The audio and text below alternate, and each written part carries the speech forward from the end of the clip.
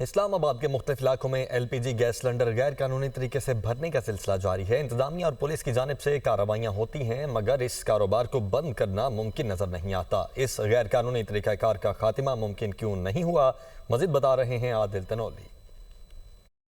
जी, इस्लामाबाद के मुख्तलिफ इलाकों में गैर कानूनी LPG गैस फिलिंग का सिलसिला जो है वो जारी है।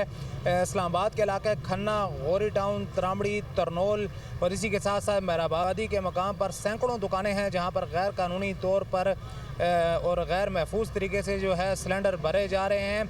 गुज़श्ता एक साल के दौरान इंतज़ामिया की जानिब से जो कार्रवाइयाँ की गई, लेकिन वो कार्रवाइयाँ भी जो है वो महज फ़र्जी कार्रवाइयाँ, जिनमें तकरीबन 193 दुकानें जो है ये बताया गया है कि सील की गई हैं, जिसमें 216 लोगों को गिरफ्तार किया गया है। लेकिन मौसर कानून साजी ना होने की वजह से दूसरे ही दिन दुकान जो है वो खोल दी जाती है और कम जुर्माने, जिस तरह के मुख्तलिफ दुकानदारों के पास हम गए, उनसे बातचीत हुई, 2200-2500 रुपये के जुर्माने जो हैं, कम जुर्माने और मौसर कानून साजी ना होने की वजह से इस्लामाबाद के मुख्तलिफ इलाकों में गैर महफूज तरीके से LPG की गैस भरने का सिलसिला जो है जारी है। जो गैर कानूनी तौर पर गैस सिलेंडर भरे जा रहे हैं, ये शदीद ख़तरा है, किसी ख़तरे से कम नहीं। बाज़ दुकानों के ऊपर गैस सिलेंडर की वजह से जो है वो कई बार नुकसान का सामना जो है वो भी करना पड़ा है, लेकिन पुलिस और इंतज़ामिया की जानिब से ये कार्रवाइयाँ जो की जाती हैं, कोई मौसर कानून साजी न होने की वजह से दूसरे ही रोज़ कम जुर्मानों के एवज जो है दुकानें दोबारा खुल जाती हैं। जी।